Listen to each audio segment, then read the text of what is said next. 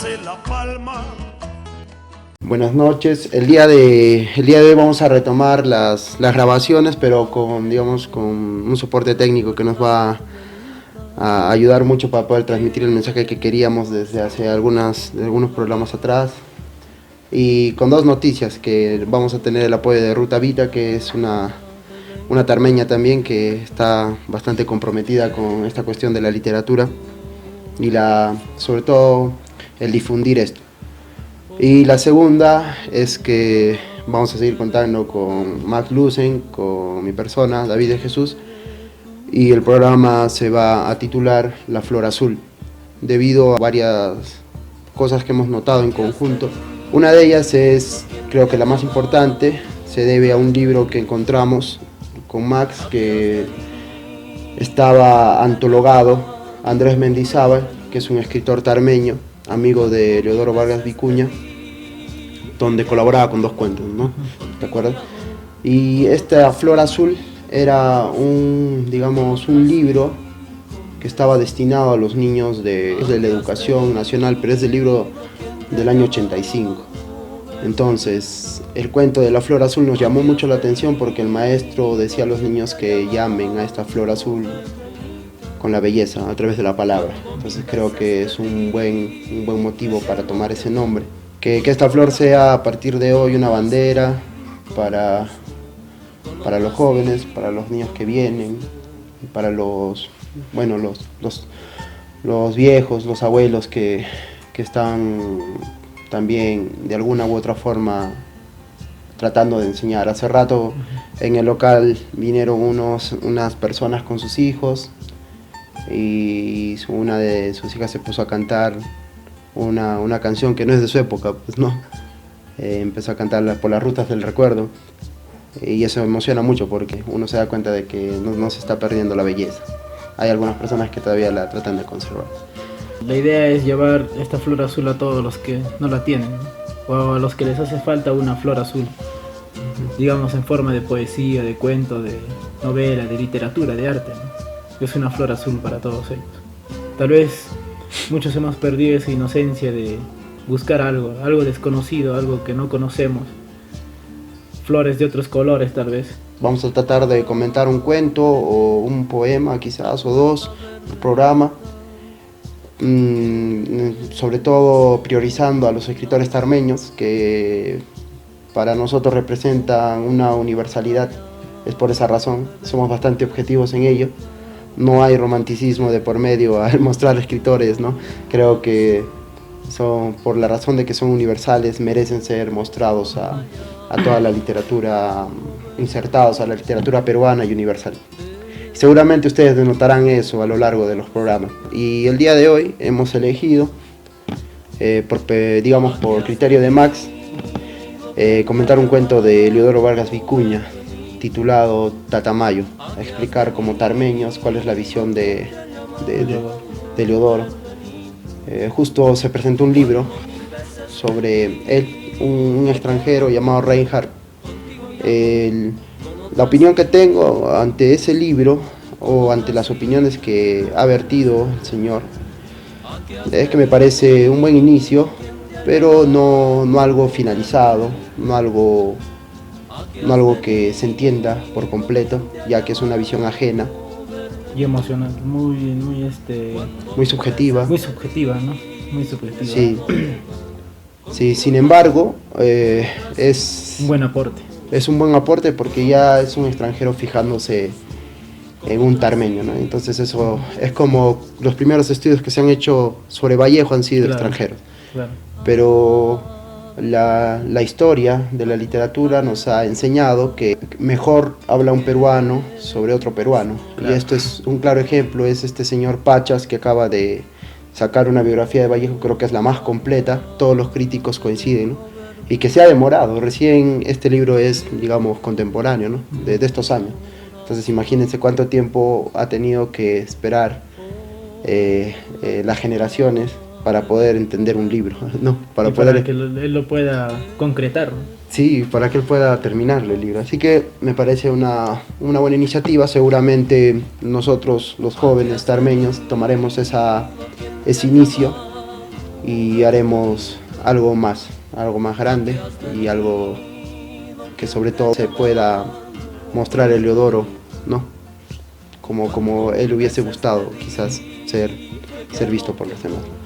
Entonces, bajo esa reflexión, vamos a empezar a hablar sobre el cuento de Tatamayo. El cuento de Tatamayo se encuentra dentro de un libro de cuentos que saca Heliodoro, que es titulado Taitacristo.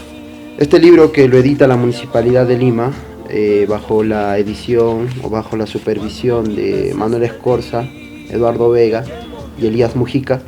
Justo te comentaba, ¿no?, que yo creo que Escorza es el que ha insertado a Heliodoro. En esta edición está Ñawin, que es el primer libro de cuentos que saca Heliodoro. Después están los cuentos que saca bajo el título de Taitacristo, que está, por supuesto, contextualizado o escrito en Acobamba, porque no olvidemos que ahí se encuentra el señor de Murguay y Vilcabamba, ¿no? En Vilcabamba. Entonces, este señor de Murguay es para los acobambinos, para los tarmeños, el Taitacristo. Y otra cosa muy importante, yo le comentaba a Max, es que si uno lee a Adolfo Bienrich, este libro Azucenas Quechuas, él menciona que el señor de Murguay es construido por los españoles, claro, como solían hacer, ¿no?, en una huaca, ¿no?, en un centro de adoración incaico, para poder convertirlos. Sí, pero no han podido modificar algo muy importante, lo que te mencionaba, ¿no?, que en mayo, en el mes de mayo, en el tiempo de los incas, aquí había una piedra que era un apu, ¿no?, para ellos, y aquí justo en el Cerro Murguay, cualquier persona que ha visitado se va a dar cuenta que aquí hay agua, ¿no? Sí. Hay una vertiente de agua, y ahí van a, digamos, a unirse las parejas, tanto varones como mujeres, en el Imperio Incaico, ¿no? Y ahí se realizaban los casamientos. Entonces Heliodoro toma eso en este cuento que vamos a comentar, ya que se llama Tatamayo, que significaría, ¿no?, el abuelo, ¿no? El abuelo. Tata, en su traducción, digamos, literal, claro, es abuelo, ¿no? Abuelo de Mayo, pero... De mayo. Y en el mayo justo es las fiestas del señor de Murguay, ¿no? Claro. Casi todo mayo, ¿no? Claro. Que hay una frase en la Biblia, ¿no? Cielo y tierra pasará, más su palabra no pasará. Ajá. Pero en este caso, digamos, en el señor de Murguay, que ha sido, digamos, usado para tratar de convertir, ¿no? Lo único que no ha pasado es la piedra, ¿no? La piedra impide que pase esta costumbre, digamos. Sí. Como decía el mismo Bienrich, y es el nombre de este lugar, en honor a él principalmente, y a todo lo que él representaba como tarmeño. Tarma Pachaguaray, ¿no? Y Tarma Pachaguaray era... Tarma puede explicar el universo con sus palabras, con sus habitantes. O en su otro libro, en sus fábulas, ¿no?, Tarma Pachaguaranín, de la misma forma. Vamos a pasar ahora sí al cuento. Pertenece al conjunto de cuentos de Taitacristo, llamado Tatamayo. Decíamos que literalmente la traducción es abuelo de Mayo, ¿no? Claro. Pero también podría ser, yo pienso, tomada como la... el padrino, ¿no?, o el que inaugura a los novios. O tal vez el papá, ¿no? Porque creo que en el cuento el padre es el que narra toda esta historia. Claro, claro, Taita, ¿no? Y ahora... o de repente es el abuelo, pero reconocido como padre, ¿no? Claro, también. Entonces, y a veces eso es así, ¿no? A veces los abuelos quieren mucho a los nietos, Uh-huh. y se desarrolla un amor, una confianza que no es, claro, que no se tiene con el padre. Uh-huh. Entonces, esto es algo que has notado, Heliodoro, con una lucidez, con una maestría que tenía en la literatura, sobre todo como poeta. Voy a leer una parte, como empieza: aprendí a quererla por un real, a la hija de la Lucen. Y los Lucen es un apellido, pues, de familia que ha estado en Coamo bastante tiempo, ¿no? Y justo es el apellido de Max, ¿no? Cerrada la tarde junto al río, en la chacra de don Alfonso Garrido, que seguramente eran personas que vivían en ese tiempo. No olvidemos que Heliodoro, cuando nos cuenta alguna historia, la hace muy contextual, ¿no? Es muy, muy de Acobame, por eso que esto es lo impresionante, ¿no? De cómo un lugar se puede hacer universal a través de un poeta. Sí. Él ha logrado plasmar esto, ¿no? Sí, ha logrado ver la belleza, ¿no? Claro. Creo que esa es la labor del poeta. Tú puedes encontrarte en los Alpes, Claro. ¿no? O en cualquier otro sitio, pero si logras ver esta belleza y la puedes transmitir a través de palabras, esto es el poeta, ¿no? Como ese cuento de que leí sobre millones y te comenté cuando es un cuento, una novela rusa, ¿no? Y cuando eran dos parejas, si no me equivoco, uno millonario y el millonario y la chica pobre, y le decía, ¿no? Tú has viajado por tantos lugares, has visto tantas cosas, te has comprado muchas cosas, ¿por qué no eres feliz? Tú debes ser feliz, le dice la chica al millonario, y él le dice que no, sino el único que podría ser feliz en tantos lugares y así podría ser un poeta. Algo Sí. así. El mismo Heliodoro, ¿no? En uno de sus poemas, él dice, ¿no? En este libro, no vamos a comentar sus poemas, pero en este libro de Cántaro de Agua Enamorada, él menciona eso. Él dice que aprendió a hablar en Acobamba, aprendió a hablar en Tarma, y ahí se dio cuenta cuando era poeta. Este poema seguramente lo comentaremos en otra oportunidad. Sigamos con el cuento. Dice, ¿no? Cuando estábamos orinando de impaciencia, en eso llegó Sila, dice. Entonces empieza así, el cuento, yo quería resaltar esta parte, porque el cuento empieza de una forma muy cotidiana. Están dos amigos orinando, ¿no? Y de pronto llega una tercera persona, ¿no? Y este cuento se va a desarrollar, o el tema, digamos, para mí principal, el que he podido detectar, es el no nacimiento de algo, ¿no? La espera de algo. Claro, la vida y la muerte. Es algo muy raro en Heliodoro esto, ¿no? El no esperar algo y llega, ¿no? Y cuando lo espera, ya se va, ¿no? Es como un vaivén de las cosas. O la vida y la muerte, como decir el ruido y el silencio. La vida dentro de la muerte. Claro, trata de congeniar estas dos cosas. Trata de hacerlas convivir en todo el cuento. Como una totalidad, ¿no? Claro. Como si fuese todo uno, la vida y la muerte. Entonces, como si no fuese algo tan distinto, ¿no? Claro. Eso me parece a mí impresionante, que se logra a través de la literatura más. Entonces, después de empezar con un acto tan cotidiano de dos jóvenes orinando, dice, ¿no? Que se empieza a rumorear, le dicen a este personaje que ya era un hombre, ¿no? Le empiezan a decir, tú ya eres un hombre, Claro.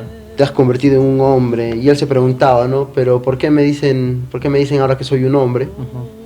Y reparaba, ¿no? En que todos los que son padres de familia se convierten de alguna forma en hombres, ¿no? Adquieren una responsabilidad, algo así. Entonces, por ahí iba su sospecha, ¿no? De que que era padre, que iba a ser padre, Claro. ¿no? Todo hombre tiene que ser padre. Algo así. Algo así. Y esta chica, ¿no? Que es Sila, ¿no? Sila, si no Se me equivoco. encontraban en un puquio, ¿no? Sí. Y esta mujer, que es de la familia Lucen, ¿no? Era la que estaba, pues, ¿no? Esperando el hijo de él. En estos rumores, Y encuentros. rumores y encuentros, se empieza a desarrollar una perspectiva de la vida en este joven, ¿no? Empieza a ver las cosas de distinta forma. Dice, ¿no? Ahora, digamos, era bastante joven, ahora ¿qué me repara, ¿no? La vida para, si ahora voy a tener un hijo, qué responsabilidades debo adquirir. Y hay varios momentos en los que se pone a reflexionar sobre ello, ¿no? Por ejemplo, mira acá, dice, ¿no? Desde allí, de raro en raro nos encontrábamos, dice, ¿no? Porque ella estaba avergonzada. Claro. Se avergonzaban los dos, muy jóvenes ellos, de tener un hijo, pues, ¿no?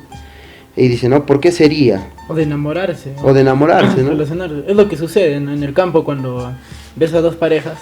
Hay como esa timidez. Esa risa que siempre hay entre dos personas. Dice, ¿no? En el puquio o en la punta del cerro. Este puquio estaba en la punta del cerro. Y acá, por ejemplo, dice, ve, reí hasta que ella corrió del susto. O sea, era una timidez, una inocencia, un desarrollo a la par de los dos, ¿no? Sobre un hijo. Y dice, desde allí, de raro en raro nos encontrábamos. Ya ni llegaba, dice, ¿no? ¿Por qué sería? ¿Por qué me decían flojo? Dice. Una vez volvió a lavar su ropa a nuestro sitio por eso no vienes, le pregunté señalándole la barriga con las cejas.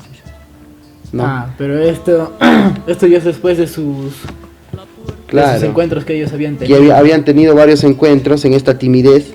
Pero creo que sus familiares de él decían, ¿no? ¿Por qué vas mucho al puquio? Ya estás grande, se te nota que estás metido en otras cosas, algo así. Ya te has hecho un hombre, le dices, ¿no? Claro, como indirecta. Ajá, hay una indirecta. Entonces, porque él iba a verla a ella. Pero esta inocencia de que hayan, digamos, tenido, ¿no?, relaciones y que ninguno de los dos haya sido consciente de eso. Eso es lo... Es timidez. Esa timidez. Es como si dos niños hubiesen ido a jugar, ¿no? Claro. Y no sabrían que habían hecho el amor, ¿no? Claro. Eso me parece algo magistral que logra Eleodoro. Y como las personas le empiezan a decir, ¿no? Ya te has hecho un hombre. Y él desconociendo esto incluso, este joven agarra justo, ¿no? Y le dice, después de tiempo viene la chica y le dice, no, por eso no venías, le dice, ¿no? Ve su barriga que está... Duda él, ¿no? ¿Será mío? ¿Será mío? ¿No? Algo. El joven dice, ¿no? En adelante solamente la veía pasar. ¿Por qué? No quería verse conmigo. Le dirán que no podría trabajar. Y le aguaitaba, esta palabrita, aguaitaba de noche. Eso, por ejemplo, mi abuelo hasta ahora dice esto. Que se tarma, mi abuela también. Anda a guaitar si alguien está afuera, anda a guaitar si ya la señora ha salido, claro. ¿No? Dice, detrás del camino de Shalaloma de noche, mirando las estrellas o qué cosa. Yo pensaba a veces, seré un hombre, tratando de saber cómo sería ser hombre. Mordía una hoja de arrayán amargo, se ocultaba la luna y ya estaba soñando con ella en mi casa. O sea, esta actitud a mí me parece una actitud madura, ¿no? De ya no ir a buscar a alguien, sino agarrar algo amargo, ¿no? Uh-huh. Es como materializar este momento que estás pasando. Agarra una hoja de arrayán, la muerde, siente este amargo, materializa este sentimiento que estaba pasando en ese momento con el joven y se va a su casa. Y hay una parte donde se jala a todos los cursos, no viaja como se acostumbran los demás a viajar. Claro. Y él se queda. Y me gusta esta reflexión cuando él hace al costado del río. Todos se van, yo me quedo, todos pasan. Pareciese que esta llegada de una vida que es por causa tuya, por inocencia tuya, transfigura toda la percepción de la realidad. Claro. Esto es algo que Eleodoro nota, que lo vamos a ver después. Yo quería reparar en este momento también que a partir de esto nace el otro, el yo y el otro, es decir, el yo y el que viene, pero que sigue siendo yo, claro. ¿No? Un hijo. Entonces acá, por ejemplo, mira qué dice, le dice, qué raro que estemos lejos, Sila. Me decía a mí mismo como si yo fuera otro. Uh-huh. Esto para mí es impresionante porque es como si uno se diese cuenta, ¿no?, que va a seguir siendo, pero ya no él, sino de repente su hijo, y dice, ¿no?, ya como si yo fuese otro. ¿Mira? Y era oscuro. Esta es la maestría del otro. Sí. Dice, qué raro que estemos lejos, Sila. Me decía a mí mismo como si fuera otro. Y era oscuro. Esto, ¿no?, que tú me decías, aparece una vida, pero también es consciente de la muerte y se engloba como un todo porque él sigue siendo el otro. Y es lo que logra Eleodoro, ¿no? ¿Cómo entender si cuando estábamos juntos no sabía cuál era mi cuerpo? Ese es cuando estaba pues claro, con Sila, ¿no? No sabía cuál era mi cuerpo. ¿Cómo podía ella andar lejos de nosotros? O sea, que esta maestría, ¿no? No decía siempre, tocándome la frente, mis ojos, mirándome con mis ojos. Wow, esto... Siempre utiliza este tipo de palabras, figuras, por decirlo así. El convertir las dos parejas en uno solo, sí. ¿No? Mirándome con mis ojos. Mis ojos. Tu frente era mi frente. ¿No me decías acaso para siempre? Uh-huh. Tocando mi frente, que era tu frente. O sea... Y como como si ella estuviera diciendo mi frente. Claro. A él. Claro. Y eso claro. Me parece a mí algo muy bello, que yo no he notado en otro tipo de literatura.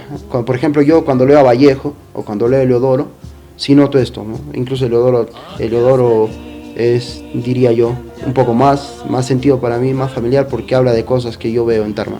Claro. Es algo, las palabras que utilizas, pero como te lo hace universal. Tiene una literatura bien noble. Sí.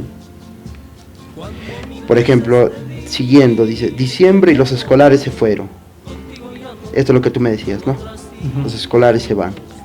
Estos muchachos de los caseríos a sus rumbos legítimos de la tierra. Otros, los que pasaron de curso, también los aplicados. Yo no pasé por faltón, dije, ¿no? Y seguramente por encontrarse con Sílabo. Claro, siempre, constantemente iba a buscarle a ella. Ni fui a ninguna parte.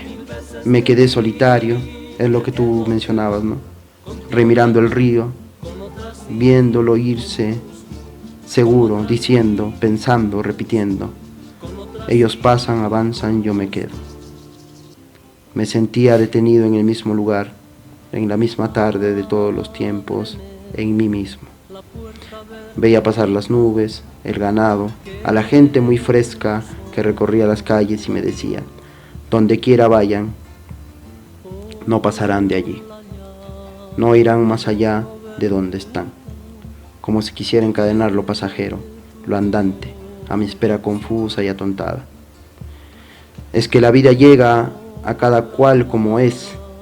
Para mí sería quedarme junto al río, en la chacra de don Alfonso Garrido preguntando, mientras la gente, como si ganados los linderos del pueblo, bailara más allá de Vilcabamba. Y esto es un recuerdo de una noche en que hablaron los viejos. La sila está madura, no se sabe de quién es. esto es bello porque incluso él rememora esta cuestión, ¿no? Y es algo bien loco esto porque si te das cuenta aquí, cuando dice donde quiera vayan, no pasarán de allí, no irán más allá de donde están, como si quisiera encadenar lo pasajero, lo andante, a mi espera confusa y atontada. Y si sabemos, en el mes de mayo, si no me equivoco, se saca el anda también, claro. Se hace este culto, ¿no? Y parece como si él, entre todo esto, entre esta confusión de multitud, y compararlo con el ganado, y decirlo todo esto, y encadenarlo, algo así, no pasará de acá, es como si reviviera esto a su modo, ¿no? Lo que está pasando. Otros se van, pero él se queda. Sí. Por ejemplo, cuando dice encadenar lo pasajero, ¿no? Claro, encadenar lo pasajero. Esto me parece a mí que hace que Leodoro, no porque él mismo se lo diga, ¿no? Pero se hace poeta. Ha tenido esta cuestión de ser todo el mundo, de ser el futuro, de ser todos, ¿no? Y que encadenes lo pasajero. Y que encadenes lo pasajero. Va a estar todos se van, pero él se está quedando. Y él sabe, ¿no? Todo. Es como si supiera ya qué es lo que va a suceder con estas personas que se van. Porque dice, ¿no? Donde quiera vayan, no pasarán de ahí. Por eso lo hace eterno. Sí. Encadenar lo pasajero. Y acá cuando dice la sila está madura, no se sabe de quién es. Yo quise hablar nomás. ¿Qué iba a decirles que era de mí? Tampoco podía llamarla para que les contara. Porque era como que muy jóvenes.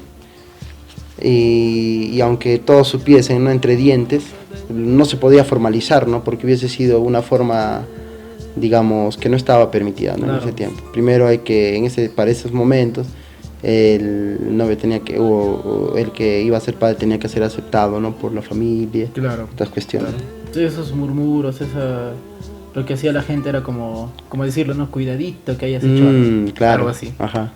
Hasta que se sepa bien, claro. ¿no? O sea, todo es una nadie sabe quién es el hijo, el padre. ¿Quién es el padre? Hasta ahí, ¿no? Todavía continuaba. Y acá hay algo que eso, lo que mencionábamos, que el poeta se hace todos, ¿no? Mira lo que dice. Yo quise hablar nomás, ¿no? Y después, otra noche, yo mismo era mis patrones. Y yo, la sila está preñada, me oí decir. No se sabe de quién será el padrillo. Me dije burlándome de mí mismo. Lo que los otros decían. ¿Cómo no se sabe? Dijo engrosando la voz. Hasta los árboles lo saben. Calla, muchacho, gritaron desde adentro los viejos.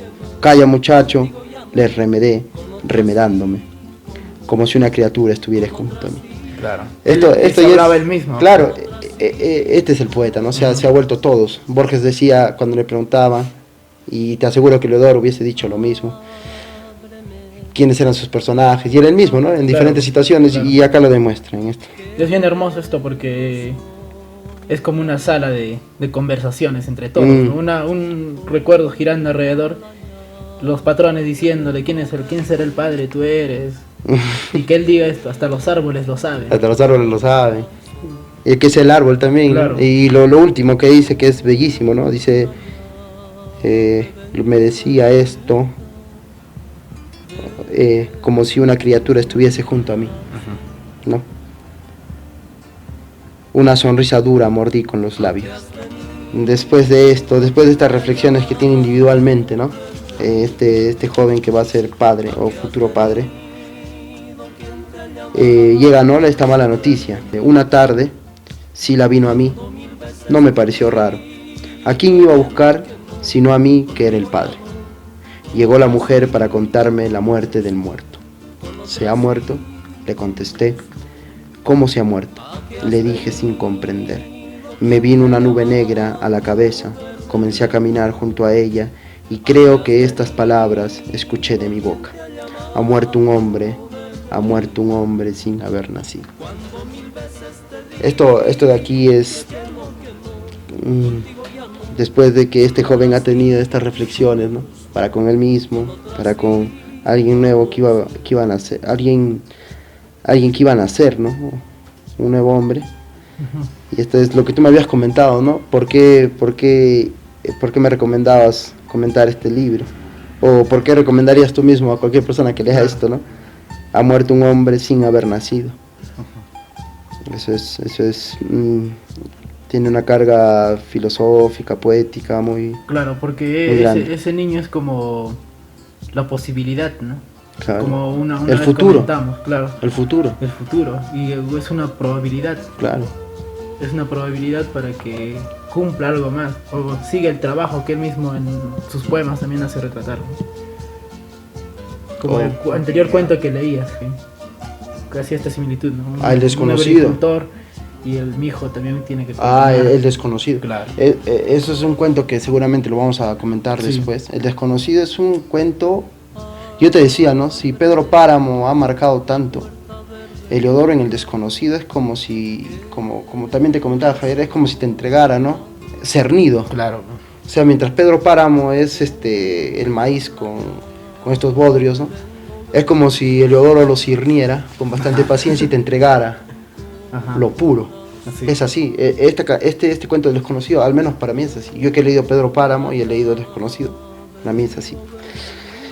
Bueno, después de llegar a este punto Heliodoro, no es él, no aparece. Entonces, ¿quién soy? Ya esta persona muerta, no es él, no aparece. ¿Quién soy yo? ¿Quién está llorosa? Fantasma que tenía en su seno a mi hijo, y hoy solo palabras me trae. Es lo que tú me decías, ¿no? Yo te dije eso. Mira, esto dice, ¿no? La mujer que ahora tenía un hijo mío, un alma, un cuerpo, él. Ahora él, ¿no? Que era yo, dice, ¿no? Claro. Mira, acá dice, no es él, no aparece, entonces ¿quién soy? Por eso me gustó mucho esta parte, porque era como decirle, ¿no?, la mujer que tenía en su vientre ya el hijo, como un fruto de él, pero él, era como él también iba a ser la posibilidad de continuar esto. Ahora solo trae palabras. Y dice que es un fantasma, ¿no? Este fantasma, le dice a la chica, ¿no?, a Sila, este fantasma que antes entre brazos tenía a mi hijo, ya se había imaginado esta posibilidad incluso del hijo lactando, por ejemplo, que iba a ser hombre, ¿no? Y que iba a ser hombre. Ahora solamente palabras me trae. Esto es bello porque sabemos lo que significaba para Heliodoro las palabras. O sea, no es algo tan coloquial como traerte cualquier cosa. No es solo un significado y ya. No. Sino que él, a través de... ha logrado hacer música con todo un cuento, con los poemas. Ha logrado llevarte un tipo de ritmo. Algo noble. Y después de esto dice, se ha muerto, habla. ¿Y dónde subirse? Poder, para saber de qué se trata. Esto incluso a mí me recuerda a Martín Adán, a esta combinación Claro. de palabras Martín Adán utiliza mucho ajenas, esto. pero que logra algo bello, ¿no? Esta mujer estaba conmigo años haciéndolo, dándole nuestra sangre. Es decir, para ahora Tatamayo, construyendo un muerto, que no se sabe nunca lo que nos sucede, dije. Ser hombre para resistir eso que se sale a uno del pecho, pues que se tiene miedo de hablar, no sea cosa, sea cierto. ¿Ves? Parece Martín Adán, ¿te das cuenta? Y se sepa de verdad la verdad. Ser hombre ya no implica solo ser padre. Por supuesto, pues ahora ser hombre ha significado contemplar esto, ¿no? El nacimiento de una muerte. Ese es ser hombre. Eso en realidad, Claro. lo que él tenía esta duda que la gente decía, ¿no? Se ha hecho hombre, él se ha hecho hombre, pero a su forma, ¿no? Lo que Como un poeta. digamos algo parecido a un Rimbaud, ¿no? Sí, Tenían que presenciar la muerte para que nazcan estas cosas.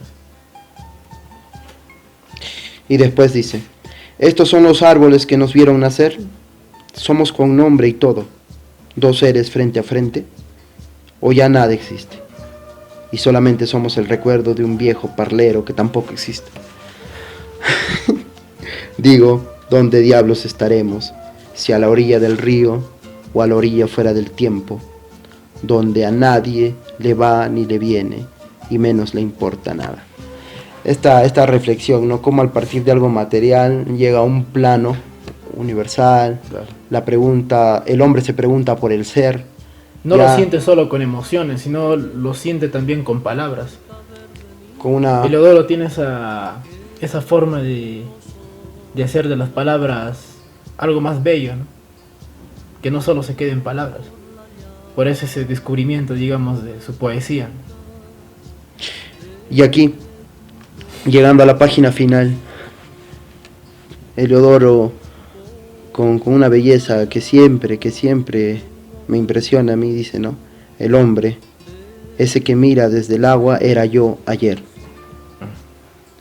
El que esperaba, porque debía ser mi hijo formado con tierra y aliento de nuestros cuerpos, junto a estos cerros abuelos, debajo de este cielo, en el valle de los antepasados.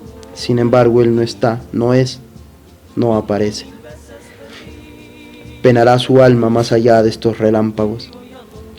Hay un río que pasa, una mujer junto a mí, un cielo cierto, la mirada recorriendo el mismo camino, por donde es a dónde vamos, no se sabe.